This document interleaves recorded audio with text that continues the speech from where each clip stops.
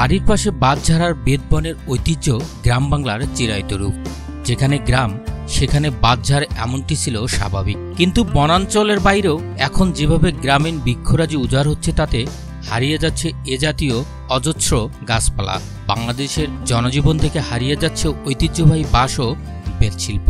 একসময় গ্রামীণ জনপথে বাংলার ঘরে ঘরে তৈরি হতো হাজারো পণ্য সামগ্রী।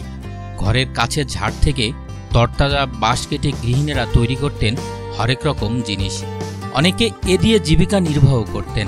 দরিদ্র পরিবারের অনেকের উপার্জনের একমাত্র অবলম্বন ছিল এগুলো। কিন্তু আজ বাংলাদেশের কটি গ্রামে হস্তশিল্পটি উপার্জনের পেশা হিসেবে বেঁচে আছে, তা ভাবনার বিষয়।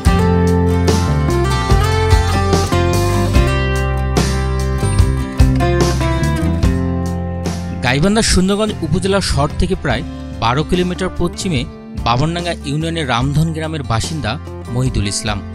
তিনি তার নিজ বাড়িতে গড়ে তুলেছেন স্বপ্নচূড়া বাঁশ শিল্প কর্ণা নামের একটি হস্তশিল্প। সেখানে তিনি নিজেই শিল্পকর্মের কারিগর হিসেবে কাজ করেন। তাই তো গ্রামের মানুষ তাকে বাঁশ শিল্পের জাদুঘর মহিদুল ইসলাম নামেই চেনেন।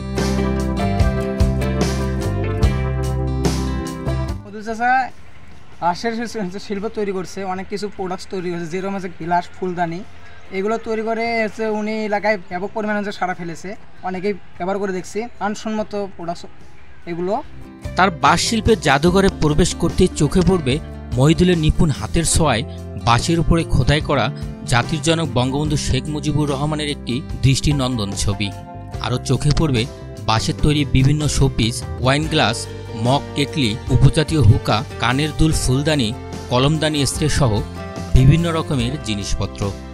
মহিদুল ইসলাম ছাত্র জীবন থেকেই বাঁশ দিয়ে টুকটাক জিনিসপত্র তৈরি করতে আগ্রহী ছিলেন। সেই আগ্রহ আর ইচ্ছাশক্তি দিয়ে গড়ে তুলেছেন স্বপ্নচূড়া বাঁশ শিল্প কর্ণা নামের একটি হস্তশিল্প। হয়ে ওঠেন একজন সফল উদ্যোক্তা। বর্তমানে বাঁশ দিয়ে দৃষ্টিনন্দন পণ্য সামগ্রী তৈরি করে এলাকায় রীতিমতো সাড়া ফেলেছেন এই তরুণ উদ্যোক্তা। তার তৈরি জিনিসপত্র হোটেল, রিসোর্ট, বিভিন্ন বাসাবাড়ি থেকে শুরু করে ঘর সাজাতে শৌখিন প্রেমীদের মধ্যে হস্তশিল্পের কদর রয়েছে। তো এটা আমার হাতে খড়ি আমার বাবার কাছ থেকে। আমার বাবা বন বিভাগে চাকরি করতেন। উনি বাঁশের অনেক কাজ জানতেন, ডার্কি বানানো, চুলা, চালুন, এগুলো উনি তৈরি করতে পারতেন। তো ওনার কাছে আর কি হাতিয়ার ধরা শেখা। আর এগুলো আর কি শৌখিন জিনিসপত্র আমি অনেক ছোটবেলা থেকেই বাঁশ নিয়ে কাজ করি, তার থেকে আমার শুরু। তো এটা ব্যবসায় কখনো নিয়ে আসবো এরকম কোনো চিন্তা ভাবনা ছিল না। যখন করোনা কালে আমার সমস্ত ব্যবসা বাণিজ্য ধস নামে, তখন আমার ওয়াইফের কথায় আমি এটা বাণিজ্যিকভাবে শুরু করি। তখন থেকে চলছে আর কি। মূলত আমাদের এগুলো গিফট আইটেম। আমি এখনো এটাতে আমার কোনো নিজের কোনো ট্রেনিং নেওয়া নাই, আমিও কাউকে ট্রেনিং দিতে পারি নাই। আমার তৈরি বাঁশের ভিতরে গাছ, আপনার প্রাচীন উপজাতীয় হুকা, আপনার কানের দুল, কাটা চামচ, অ্যাস্ট্রে। স্থানীয়রা বলেছেন, দূর সংকল্প আর ইচ্ছাশক্তির মধ্য দিয়ে নিজের প্রতিভাকে বিকশিত করেছেন মহিদুল ইসলাম। তার এই শিল্প দেশের গণ্ডি পেরিয়ে বহির্বিশ্ব আলোর মুখ দেখবে বলে আশাবাদী তারা।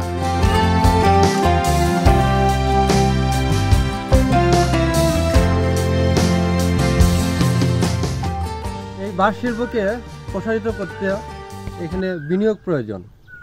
এজন্য সরকারিভাবে যদি ওনার জন্য কোনো বিনিয়োগের ব্যবস্থা করা হয় এবং সরকারের ঊর্ধ্বতন কর্মকর্তা, জেলা প্রশাসন এ ব্যাপারে যদি ব্যবস্থা নেয়, আশা করা যায় এটা দেশের গণ্ডি পেরিয়ে বিদেশেও এটা সফল হবে। এই শিল্পকে আরও বৃহৎ পরিসরে এগিয়ে নিতে চান এই তরুণ উদ্যোক্তা। প্রধানমন্ত্রী শেখ হাসিনার কাছে পৌঁছে দিতে চান নিজের তৈরি করা জাতির জনকের ছবি। আমার এই শিল্পকর্মের প্রতি যদি সরকার কিংবা অন্যান্য সংস্থা যদি এগিয়ে আসে, তবে এটা অনেক ভালো একটা জায়গায় যাবে এবং এই শিল্পকর্ম টিকে থাকবে। গাইবান্ধা সুন্দরগঞ্জ থেকে মোহাম্মদ ওমর ফারুক, সাপ্তাহিক অবিরাম।